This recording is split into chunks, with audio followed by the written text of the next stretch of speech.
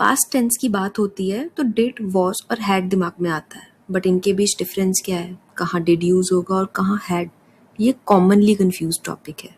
तो आज की वीडियो को पूरा देखो और ये कंफ्यूजन कम्प्लीटली दूर हो जाएगा। Hi everyone and welcome to Gops English hub. Before starting please channel को सब्सक्राइब कर लीजिए, वीडियो को एंड तक ज़रूर देखना, आप बहुत कुछ सीख के जाओगे, ये मेरी गारंटी है। So let's get started. Did, was और हैड के बीच में जो प्राइमरी डिफरेंस होता है वो ये होता है कि ये तीनों पास्ट के डिफरेंट एस्पेक्ट्स के बारे में बताते हैं। डिड से शुरुआत करते हैं।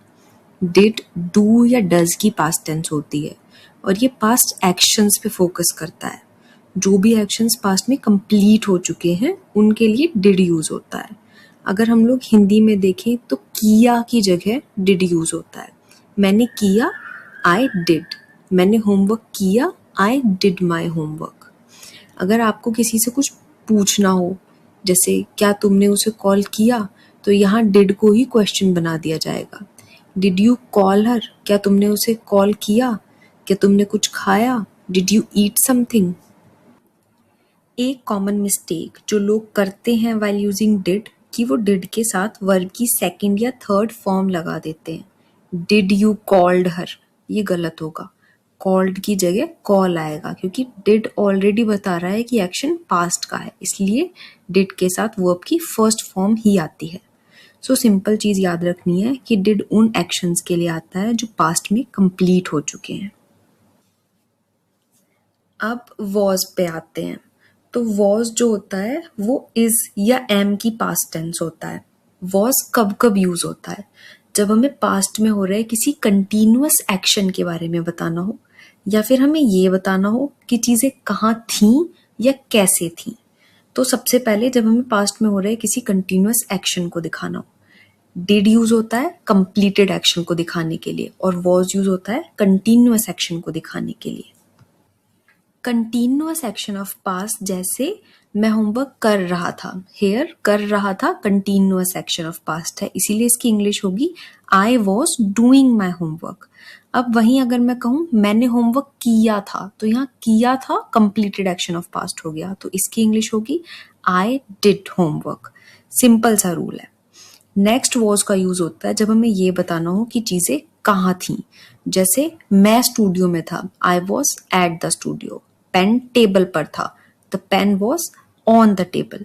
या जब हमें ये बताना हो कि चीजें कैसी थी, वो बहुत सुंदर थी, she was very beautiful. Building बहुत ऊंची थी, the building was very toll.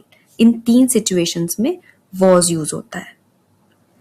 अब हैड की बात करते हैं। हैड, हैज या हैव की पास्ट फॉर्म होता है। सो हैड का यूज होता है दो सिचुएशंस में। फर्स्टली पास्ट पोजेशंस बताने के लिए कि पास्ट में क्या क्या चीजें हमारे पास थी, किन किन चीजों की ओनरशिप हमारे पास थी। जैसे मेरे पास कार थी, तो कार इज अ पोजेशन, और कार थी मतलब पास्ट में कार थी, तो इसकी इंग्लिश होगी आई हैड अ कार।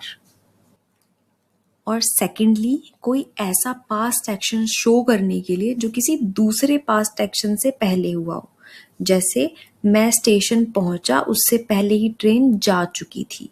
मैं स्टेशन पहुंचा एक पास्ट एक्शन है और उससे पहले ही ट्रेन जा चुकी थी, तो ये किसी पास्ट एक्शन के पहले वाला पास्ट एक्शन हो गया। The train had left before I arrived at the station. थोड़ा और सिंपल लैंग्वेज में समझते हैं। बेसिकली ये होता है पास्ट ऑफ पास्ट, तो इसकी जो हिंदी होती है वो मेनली होती है चुका था, है ना। जैसे वो जा चुकी थी, मतलब कोई काम जो होना था उससे पहले वो जा चुकी थी। She had left. इसका भी रूल होता है कि इसके साथ वर्ब की थर्ड फॉर्म यूज होती है। सो सिंपली चुका था की इंग्लिश होती है हैड। अब एक बार इन तीनों को साथ में देखते हैं। तो डिड यूज होता है कंप्लीटेड पास्ट एक्शन के लिए, वो पास्ट एक्शन जो कंप्लीट हो चुका हो। वॉज यूज होता है कंटिन्यूअस पास्ट एक्शन के लिए, वो पास्ट एक्शन जो पास्ट में कंटिन्यूअस है ना, या चीजें कहाँ थी या कैसे थी ये बताने के लिए। और हैड यूज होता है पास्ट पोजेशन या पास्ट ऑफ द पास्ट बताने के लिए। मोटी मोटी इनकी हिंदी देखें तो किया था इज डिड, कर रहा था इज वॉज, और कर चुका था इज हैड। सिंपल है। आई होप आपको समझ आया होगा। If yes please do like the video, share करो उनके साथ जिनको डिड, वॉज और हैड के बीच में कन्फ्यूजन होता है। मिलते हैं नेक्स्ट वीडियो में, तब तक के लिए हैप्पी लर्निंग।